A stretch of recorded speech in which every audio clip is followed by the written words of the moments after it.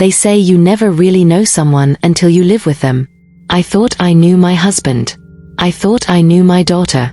But that day, something inside this house shifted. And by the time the clock struck noon, everything I believed about my life cracked wide open. Before we dive deeper, do not forget to like this video, subscribe for more stories, and leave a comment if you think you could have seen it coming. My name is Claire. I am 36 years old, and I have lived in the same quiet suburban house for the past 10 years. I make coffee every morning at 6:30, I feed the cat, and I pack lunch for my daughter, Lila. My husband, Andrew, kisses my cheek before leaving for work. He always forgets to button his left sleeve. Always. That has been our routine for as long as I can remember. But something was off that morning. It started with silence. Not just the regular kind. This was a strange, pressing silence. The kind that feels like a warning. The coffee machine sputtered louder than usual. The light in the hallway flickered even though we had just replaced the bulb. Lila came down the stairs slower than normal, dragging her backpack behind her, eyes half closed. Rough night. I asked her gently, placing a pancake on her plate. She nodded, but said nothing. That was odd. Lila is 11. She talks. Constantly. About school, about her friends, about the way the wind sounds at night. That day, she was a statue with a heartbeat. Andrew entered the kitchen at 7:03, exactly on time, wearing his grey shirt and navy tie. But his eyes, they were not his. They were hollow, unfocused. He kissed my cheek without looking at me, grabbed his briefcase, and muttered something under his breath. What was that? I asked. Nothing. I have to go. Meeting. No goodbye. No smile. And again, that silence. He closed the front door, and that was the last time I saw my husband the way I had always known him. I turned to Lila. She was staring at the door, her fork untouched. You okay, sweetheart? She blinked once. He left it open. I followed her gaze. The front door was shut. Not even a crack. What do you mean? She looked at me slowly, as if measuring whether she should say it. Nothing. I just meant, it felt like he left something open. I did not understand, but I did not press her. Children say odd things. Or at least, that is what I told myself. The hours between 8 and 11 passed like molasses. I tried to write emails. I folded laundry. I vacuumed the rug, even though it was already clean. I could not shake the feeling that something was coming. Not in a dramatic, Hollywood kind of way. More like a whisper in the back of my mind. A breath on my neck when no one is behind me. At 11:15, Lila called my name from her room. Mom. Her voice cracked. I rushed upstairs, heart suddenly pounding. She stood in the corner of her room, hugging her favorite stuffed rabbit to her chest, eyes wide. Can we leave the house? She asked. What? Why? I do not want to be here. Please. We can go to the library or the park or, please, just not here. I stepped closer. She flinched. Lila, tell me what is going on. She swallowed hard, eyes darting toward the hallway. There is someone in the house, she whispered. I froze. No, sweetie, it is just us. No, Mom, she insisted. I heard footsteps. Upstairs. In the attic. After Dad left. Our attic does not have stairs. Just one of those pull-down ladders, the kind you tug with a string. And we had not used it in months. I forced myself to smile. You probably heard the pipes. You know how this old house creaks. She shook her head. No. I heard someone breathing. Goosebumps. All over. Still, I did not want to scare her. So I did what most mothers would do. I pretended to be calm. All right. I will check. I walked to the hallway. The attic string dangled from the ceiling, unmoved. I stood beneath it, heart thumping, and slowly pulled. The ladder unfolded with a metallic creak. I climbed, step by step, every muscle tensed. The attic was dark. I pulled the chain to turn on the light. A single bulb flickered to life. Dust. Boxes. Old Halloween costumes. No people. See? No one here. I called out, forcing lightness into my voice. But as I turned to go back down, I noticed something. A box was open. One that I was sure I had taped shut months ago. Inside, there were old photo albums. Torn open. Pages scattered. One photo lay face up. It was of me. Pregnant.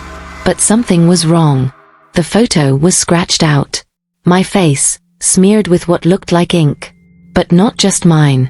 Andrew's face too. Both of us, obliterated with thick black marks. Only one figure remained untouched in the photo. Lila. I grabbed the photo and went back down. I did not tell her what I found. Instead, I said, "All right, let us go out for a while." She did not need to be told twice. She grabbed her jacket, shoes, and bolted to the car. On the drive to the park, I kept glancing in the rearview mirror. Her eyes were fixed out the window. "Lila," I said slowly, "did something happen last night? Something that scared you?" She did not answer. But after a long pause, she said, "I had a dream." "What kind of dream?" I saw Dad, standing at the foot of my bed. He looked different, like his skin was too tight on his face. "That is just a nightmare," I said, trying to keep my voice even. "I do not think it was a dream." We sat in silence after that. At the park, she played on the swings for a while, but I could tell she was distracted, looking over her shoulder, watching the trees. When we got home around 2, I found something even more disturbing. Our bedroom door was open. I am meticulous. I always close the bedroom door when I leave. Always. I stepped in cautiously. Nothing seemed out of place.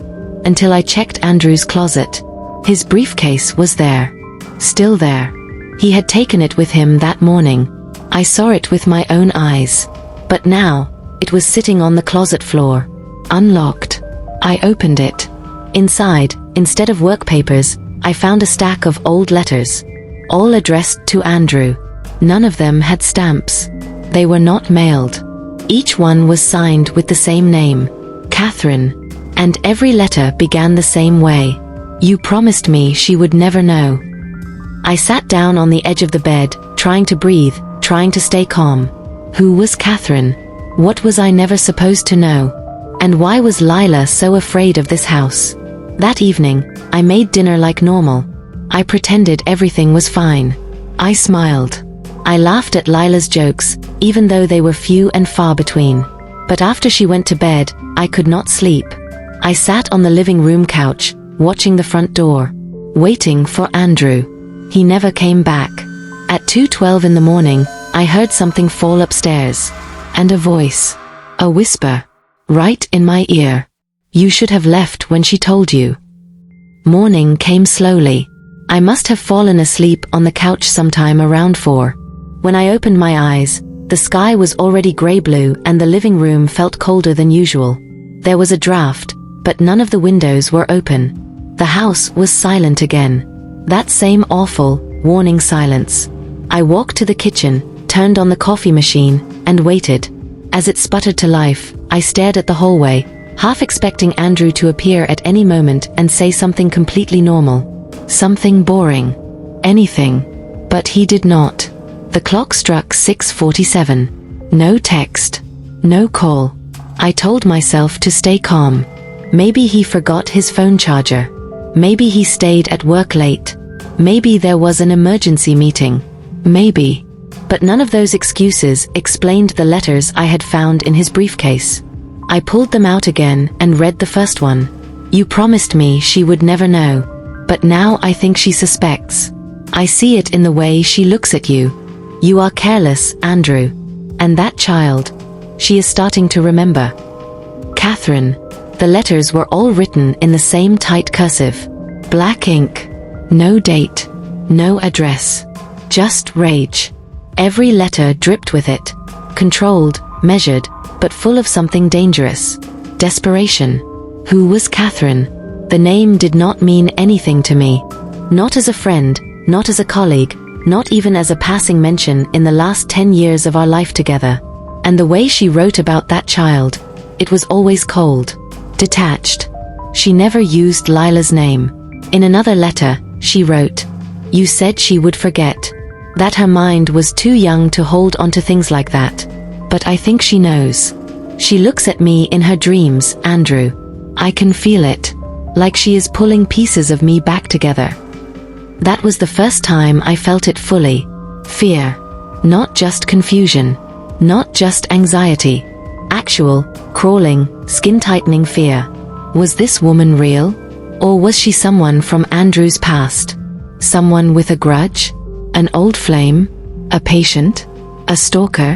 I needed answers. I waited until Lila woke up, got her dressed, and dropped her off at school early. I pretended everything was fine, just a normal day. She did not believe me, but she did not argue either. She walked into the building without a word. As soon as she was inside, I drove straight to Andrew's office. It was a tall, modern building downtown. He worked on the 7th floor. Consulting, paperwork, nothing thrilling. Or so I thought. I told the receptionist I was there to see my husband. She looked up at me with polite confusion. "I am sorry, but Andrew Prescott is out today." Out? I asked. "Was he here yesterday?" She frowned. "No, he called out this entire week. Said he had family matters to handle." Family matters? I thanked her and walked out, heart racing. If he had not been at work, where had he gone? Back at home, I went straight for his desk drawer. The locked one. The one he told me never to touch. I found the spare key taped under the keyboard. Inside were old receipts, handwritten notes, and a small silver USB stick. I plugged it into my laptop. There were 5 folders. Only one of them had a name. Catherine. I clicked it. Hundreds of scanned documents loaded onto the screen. Letters. Medical records. Therapy transcripts. Journal entries. Photos. Some were of Andrew, years younger, sitting in what looked like a sterile white room. Across from him sat a woman I had never seen before. Thin. Pale. Long dark hair. Her eyes were haunting. Even in photos, she looked directly at the camera, as if she knew someone was watching. A note beneath one of the photos read, "Patient 14C, Catherine M. Prescott, admitted 2009, diagnosed with dissociative psychosis, violent episodes under regression therapy." Prescott. Same last name. I stared at it for a long time. I had never heard of her. Not in any family story. Not in any memory. Andrew never mentioned a sister. But there she was. Sitting in a hospital gown, tied at the wrists, screaming at someone off camera. One journal entry from Andrew caught my attention. They warned me not to visit her again. But I had to see her. Even if she did not recognize me. Even if she blamed me for what happened. She keeps asking about the child. I told her the child was safe. I lied. My fingers trembled over the keyboard. What child? Who was the child? Another letter from Catherine was scanned into the folder. This one looked older, stained at the corners. "You cannot erase me, Andrew. I see everything. I see her. The girl. I know what she saw that day. You think you buried it, but memory does not die. It waits. Like I do." There was a photo attached. A child's drawing. Crayons. Messy. A tall man with a briefcase. A little girl with a pink dress. And behind them, a dark shape. A woman with a long black mouth and red hands. The caption in shaky handwriting. "This is the woman in the wall." I shut the laptop. My mouth was dry. My pulse pounded in my ears. Lila. She was the child. And somehow she had seen Catherine. But how? When? I tried to think. To connect the pieces. The first few years after Lila was born had always felt hazy.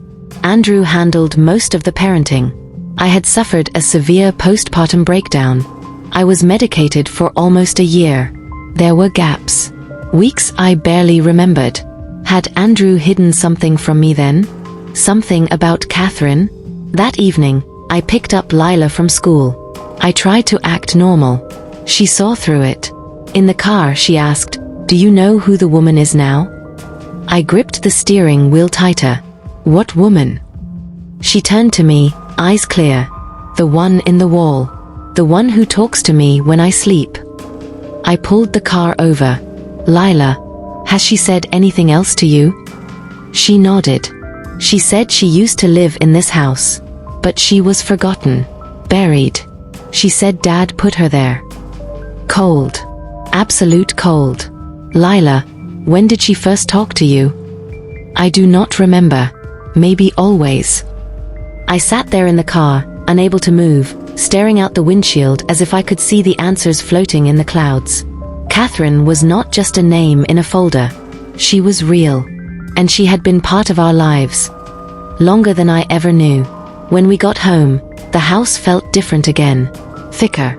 Like walking into a fog you cannot see but feel in your lungs. I asked Lila to stay in the kitchen and went upstairs to check the attic again. This time, I brought a flashlight. I climbed the ladder slowly, flashlight scanning the corners. Nothing moved. Nothing looked out of place. But in the far back corner, I found something new. Scratches. Dozens of them. Carved into the wooden floorboards. Some were deep. Some were shaped like letters. Like someone had been trying to spell something. I moved one of the boxes aside and saw something that made my heart stop. A long crack in the floorboards. And beneath it, fabric. Like the edge of an old dress. I knelt down and pulled gently. The wood shifted with a groan. A panel lifted. Inside, there was a shallow space. A hidden compartment. And inside that, bones. Wrapped in what used to be a dress. Faded. Torn. Red-stained. And beside the bones, a locket. I opened it. Inside was a photo of a younger Andrew.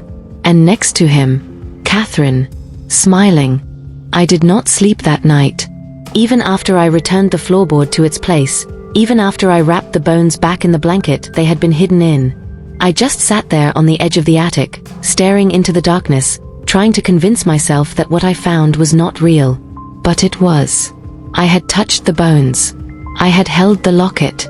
I had looked into her eyes, Catherine's eyes, in the photograph inside that locket. Her face rested beside Andrew's in that small oval frame like they belonged together. Like they had always been together. And yet, he had never mentioned her. Not once in all the years we were married. I waited until morning to call the police. Or at least, I thought I would. But morning came. Lila woke up. The sun rose like it always did. The house looked too ordinary. And I panicked. What would I say? "Excuse me, I just discovered a woman's skeleton hidden in my attic, and I think it might be connected to my missing husband and the hallucinations of my 11-year-old daughter." They would take Lila away. They would assume I had gone mad. After all, I had a documented mental health history. I had been hospitalized after Lila's birth. I had been medicated for months. I barely remembered those early days. And Andrew had always been the stable one. The protector. The provider. No one would believe me over him. Unless I had proof. I needed to find something that told the whole story. Something that made sense of the letters, the USB files, the skeleton, and Catherine. Because something inside me had already shifted.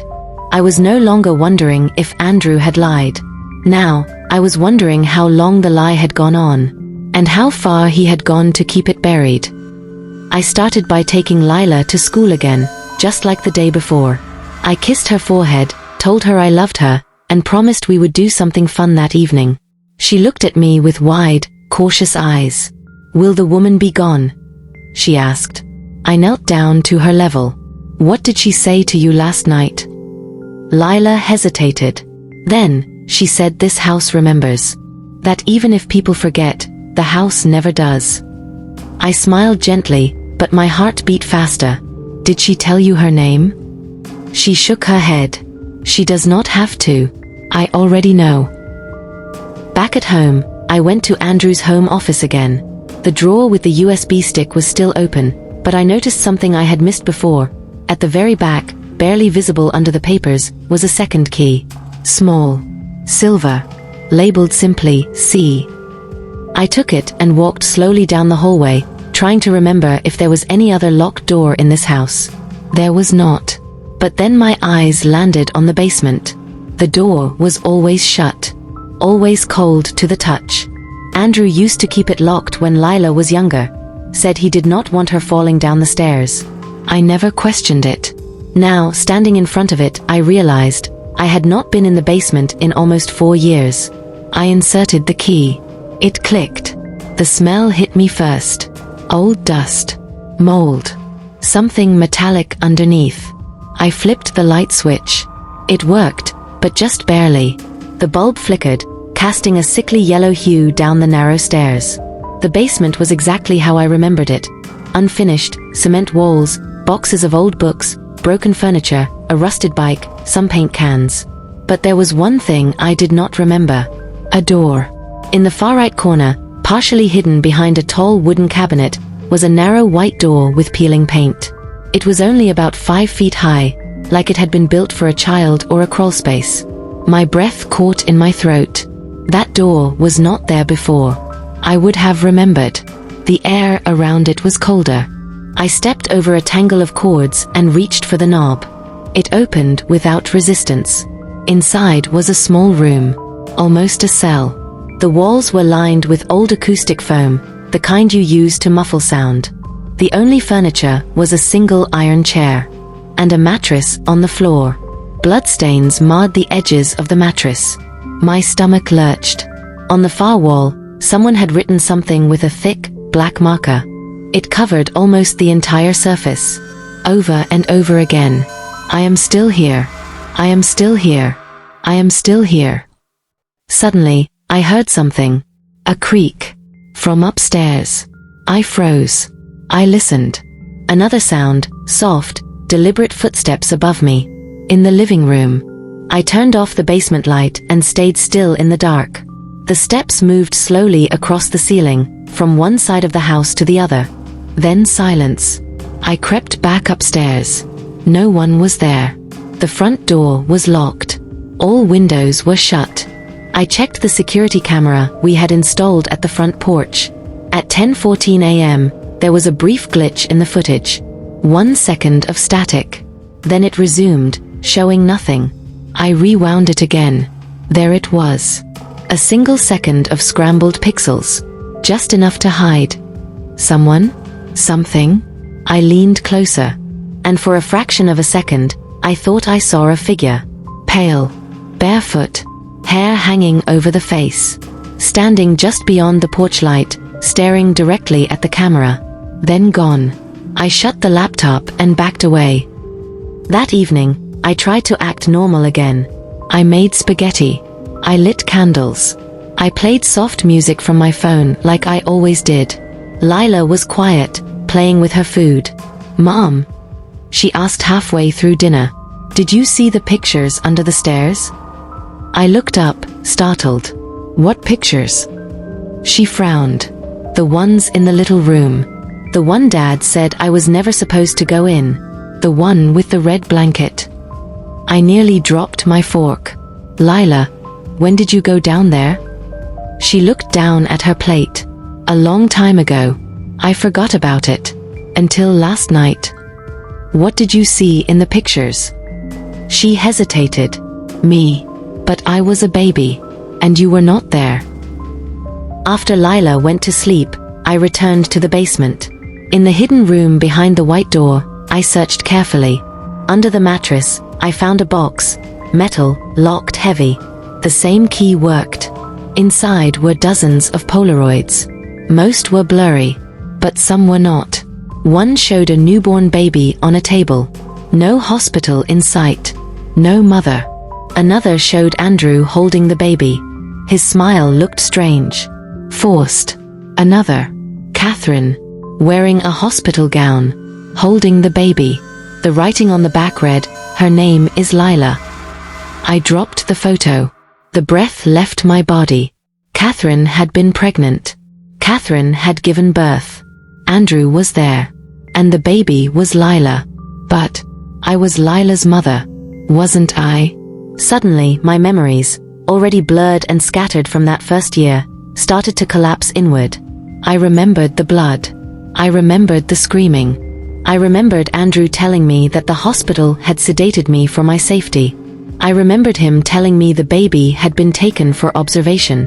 I remembered him bringing her home 3 days later, tiny and silent. I had always accepted it. I had been too broken to question. Now, I questioned everything. Later that night, I sat by Lila's bed and watched her sleep. She stirred.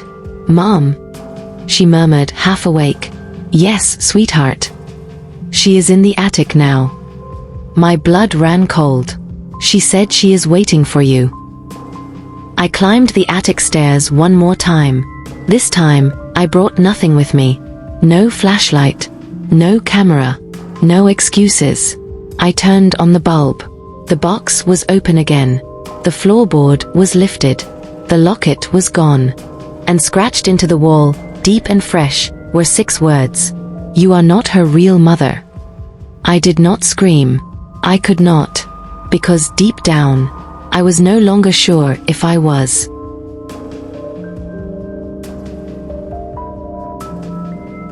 I could no longer pretend. Not to myself. Not to Lila. Not to the memory of the woman whose bones still lay beneath the attic floorboards. And not to the man I thought I knew, Andrew Prescott, the husband who left that morning and maybe never intended to return. After that last message, "You are not her real mother," I sat in the attic for hours, unable to move. Not out of fear. Out of disbelief. Because it did not feel like a lie. It felt like something I had always known. Somewhere deep beneath the surface of my memory, beneath the months of medication, beneath the depression and therapy and grief, I had always felt it. That something had been stolen from me. Or worse, given to me. And now I had to know. Completely. Because Lila deserved the truth. Because I had spent 11 years loving her, holding her, raising her, and whether or not I had given birth to her, she was mine. Unless she never was. The next morning, I woke up to the sound of the front door unlocking. Not opening. Unlocking. There was no one else who had a key. I moved quickly but quietly, stepping barefoot into the hallway. I could hear footsteps now. Slow. Careful. Like someone unsure of what they were walking into. I turned the corner. Andrew stood in the doorway. His hair was longer. His face unshaven. His eyes bloodshot. He looked like he had not slept in days. Maybe weeks. And in his hand was the locket. The one I found in the attic. The one that had gone missing. He saw me, and something in his face collapsed. His mouth opened like he had rehearsed something. Some kind of apology or explanation, but the words would not come. I said nothing. Just waited. He closed the door behind him and dropped the locket onto the entryway table like it burned his skin. "I should have told you," he said, finally. I nodded. "Yes. You should have. I was trying to protect you. And Lila." "You mean protect yourself?" He lowered his gaze. "That too." We stood there in silence, the air between us heavy with things that could never be undone. Finally, I asked, "Is she mine?" He looked up. His lips trembled. "She is.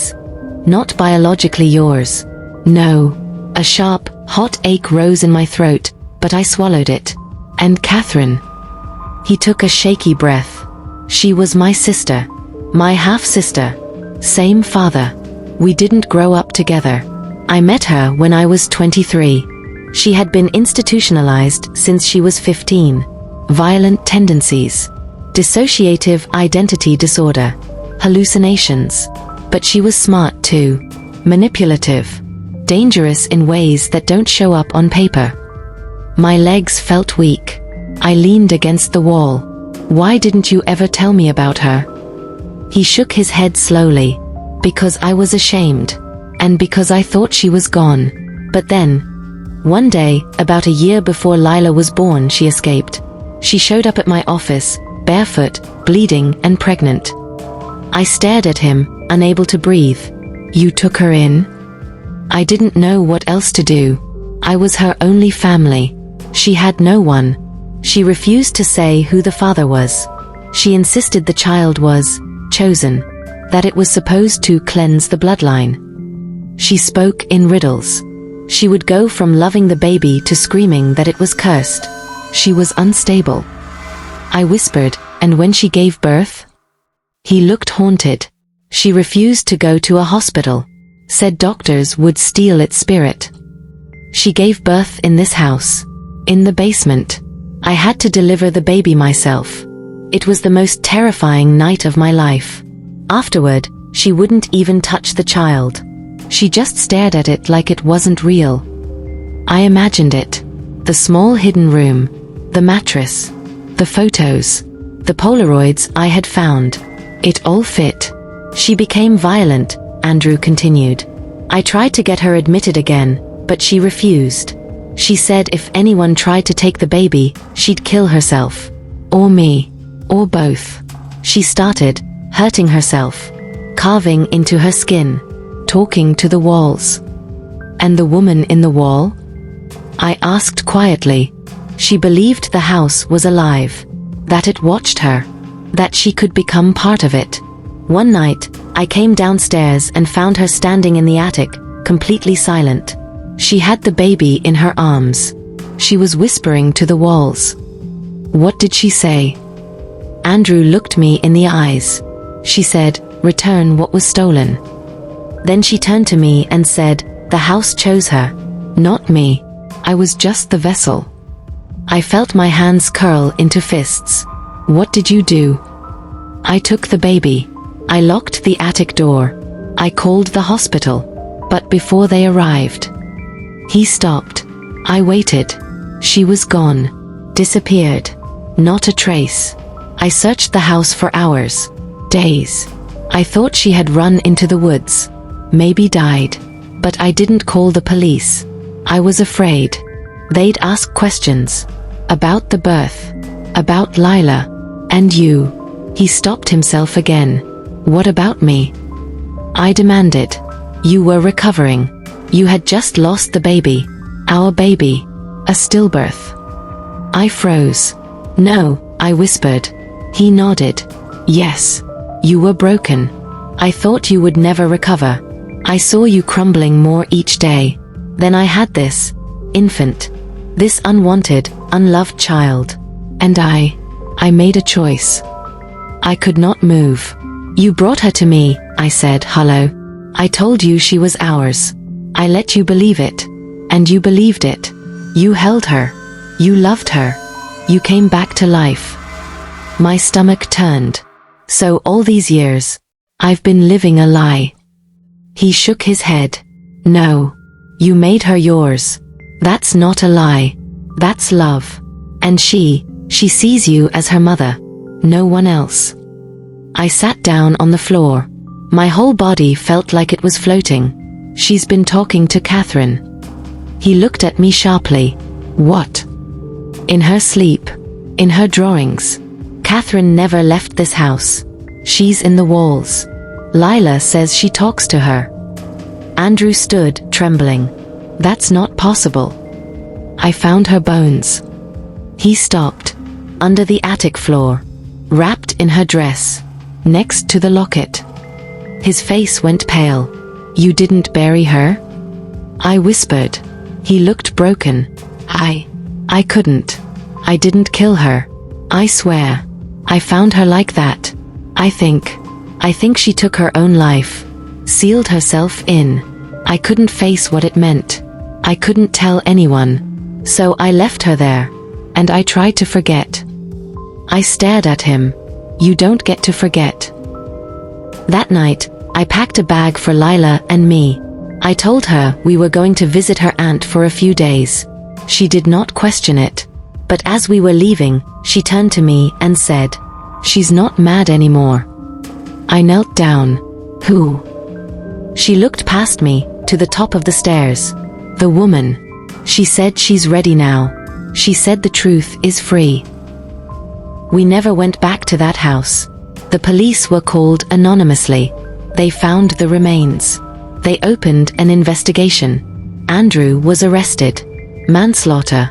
obstruction, medical negligence, abuse of a corpse. I testified. Lila testified too, in her way. She talked about the dreams, the woman in the walls, the words that came to her when no one was speaking. They called her a sensitive child. But I know the truth. Because a week later, she drew a picture. It was us, me and her, standing in front of a small cottage.